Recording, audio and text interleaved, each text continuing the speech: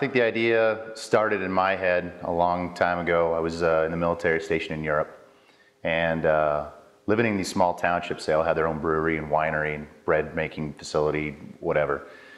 Distillery too, and it was really cool because every little township had their own kind of just unique community with that. Coming back to the U.S., microbrewing was getting to be huge at that point, and I've always wondered why there was not any small distilleries anywhere. So, 5 years later, started jumping into the regulations of what it actually took and realized why nobody had done it, because it was virtually impossible unless you were a giant corporation.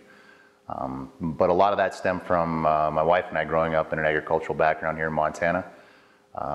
We grow some world-class grains here, and the next logical step was to take that grain from out of the brewing field and put it into the distilling field. And we wanted to make a whiskey or whiskeys based on Montana grains, and couldn't think of any better place to do it besides Bozeman.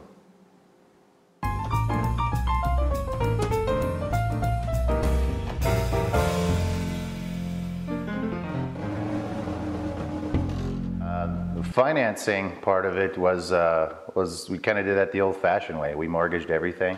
We sold everything we had and maxed out everything we had, because in the small distilling business, which is still in its infancy stages in the U.S., there still really is no solidarity with any kind of financial institution on what we're doing. They have no idea how to approach us. So talking to a bank early on, you're going to get a lot of blank stares.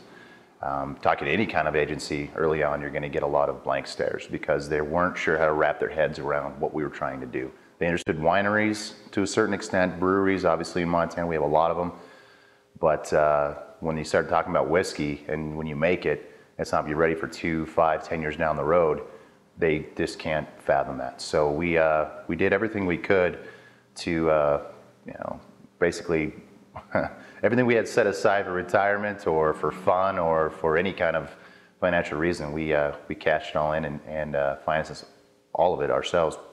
The initial startup for the distilleries, we had to have all the equipment in place, serial numbered, capacities, everything put on our federal application before we could even apply for a federal distilling license. So it wasn't like we could just get all the money together, apply for the license. If it came through, then we could pull the trigger. We had to pull the trigger way before we had a license. So the financing part of things was at times very daunting, and it was expensive. And just like any other kind of small business, you always need more money than you think and way more time than you think.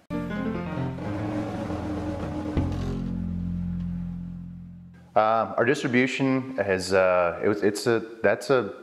I think of this business, it's the toughest thing of all to do. The licensing, the regulation, education, all that stuff is a feat in and of itself. But the distribution part of things is really tough. You have to go out to the public and compete with major manufacturers that have millions of dollars in revenue to put towards billboards or random flashing, blinking lights everywhere. And to get people to pick up your product, try it, and buy it again is the biggest thing.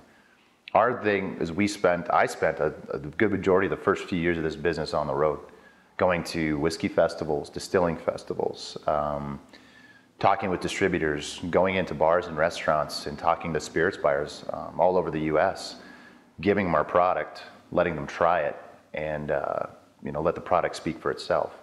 So it really had a good feedback from a lot of these higher end guys. That's a good thing because most of our sales are just driven by the quality of the product. But obviously we make a huge draw because it's made in Montana. If we were doing this exact same business with the exact same plan, we were doing it in, say, Ohio or I don't know, Oklahoma, I mean, not to pick on those states at all, we wouldn't have near the draw. Two words that really, really fit well together are Montana and whiskey. So we have this cowboy look, this cowboy feel. We have an appeal to people from outside of the state, and as well as inside the state with locals and tourists. But the whole brand itself, the brand image, and then the quality that was in the bottle really drove what our distribution has gone to.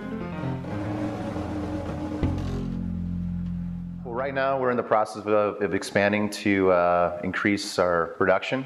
We've got some more equipment coming online here first quarter 2012. But hopefully in 5 years, we'll be able to reach the markets that really are challenging right now, some of the smaller markets, and continue to increase our market share in the larger areas. But I really like to see our whiskey business grow to where we can be more of a household name, not just nationwide, but just in more bars and restaurants and liquor stores. People will walk by and say, "Oh yeah, I've seen that Montana whiskey," and it's just the repetitiveness of it, and people eventually start picking it up and realizing that we're a brand that's going to stick around. And I really want people to realize that the two words Montana and whiskey are synonymous with each other, and I get a kick out of having a Montana-made product that's been able to be distributed to 2 different continents now within 2 years of being on the shelves. I always plan for 3 times as much money and twice as much time, because you're never going to have enough of each. It's always I read the statistics time and time again about new businesses failing because of undercapitalization, and we were pretty close to that too. It's unforeseen things, whether it be legal matters or just maybe somebody the local level that doesn't want to see your business go where it needs to go. It takes time, and those 2 things, and then the will to just overcome any of those obstacles, are probably the big 3 tools you need in your toolkit: time, money, and the will to survive and succeed. I think the passion is what makes you get up in the morning. If you're going to make a product, especially a consumer good, and you're not passionate about it, they're going to notice it. And if you're just getting up in the morning, going through the motion and doing something just to get done with it and make a buck, well, I quit a pretty good high-paying job that did that already. So I didn't, but I got no satisfaction out of it. So if you're not doing something that you're going to get satisfaction out of it at the end of the day, and at least point to something and say I did that, then it's kind of a moot point. The greatest thrill I get out of doing this is at the end of the day, I get to point to a bottle that's on a shelf or in somebody's cabinet and say I did that. That's the greatest thing. I mean, we've gotten our whiskey behind some of the best whiskey bars in the United States, which is great, but they also have 400, 500 different whiskeys on the shelf. The biggest thrill beyond that is I can go to a small town in Montana and just kind of a local bar. They don't know me, I don't know them, and they've got our product behind the shelf. I get so thrilled when I see that every single time. I never get told.